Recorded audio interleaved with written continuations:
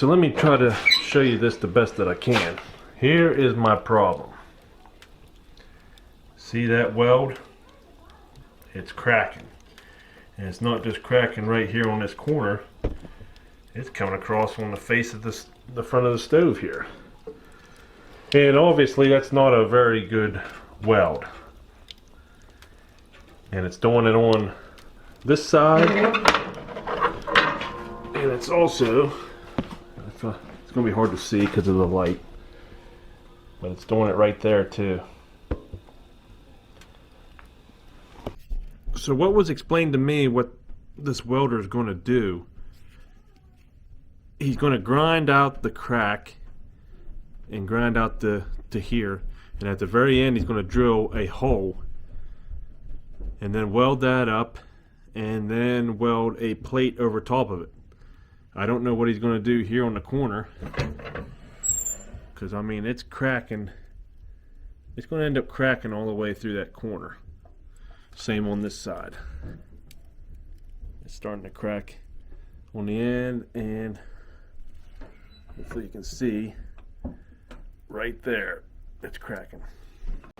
Alright, the welder's here. Alright, the welder just left, and boy did he do a nice job. He used a stick welder. He came, and on the end of these cracks here he drilled a hole, and it looks like he said this plate here is about an 1/8 inch thick. So he drilled a hole there, and then he ground these cracks out, and there was a crack on both sides all the way through. So he grinded those out, and then he welded them up. He redid the weld across the top and put 3 layers on there. And he also, on the, let's see, it's probably easier here. Where is it? Right there. On the inside of those corners, he welded those up on both sides. So this thing has some strength now. And he was pretty optimistic that these welds would hold. They would not crack anymore. So some of you have been asking about the wood stove and the crack that we had welded a couple years ago. So let me go show you. Okay, so we got a nice fire going in here right now. I took the power out, that way you guys can hear what I'm saying. I'm gonna try to stay out of the light here, but here you can see where the cracks were. It ended up cracking back here towards me, and then he just went ahead and ground out the whole weld all the way around, and then he drilled holes in the ends here and then welded everything across there, and this thing has been holding solid ever since. And if you see that right there, I just can't find a paint that will stay on there ever since he did that. But yeah, this thing has been holding up great. He was a good welder, and that was the only problem with this stove, was just the weld. So this has been a great stove for us.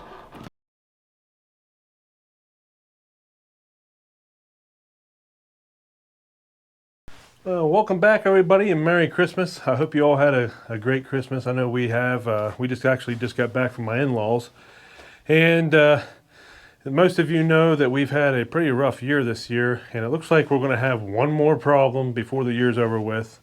But before we get into that, I wanted to bring you out here to the shed because I have been working on firewood bundles, and as you can see right here, this is all cherry, and I split it, and then I'm using this feed bag right now to hold them.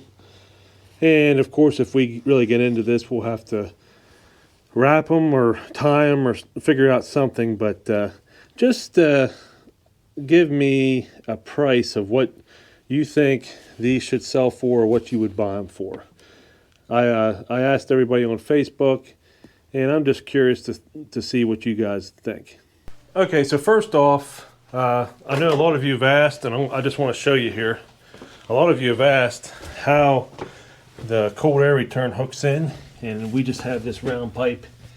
I'm not sure how big it is, and then it just goes right there into the filter box there for the cold air return, and then it just tied in just like that right into the ductwork. So we got this stove back in 2019, and we upgraded because our old caddy that we had, it just wasn't big enough. I mean, it would heat up the farmhouse, but it wasn't big enough to last. And I wanted something bigger that would last a whole night or a whole shift while I was at work. And so we upgraded to this Cozy King 300 made by DS Stoves.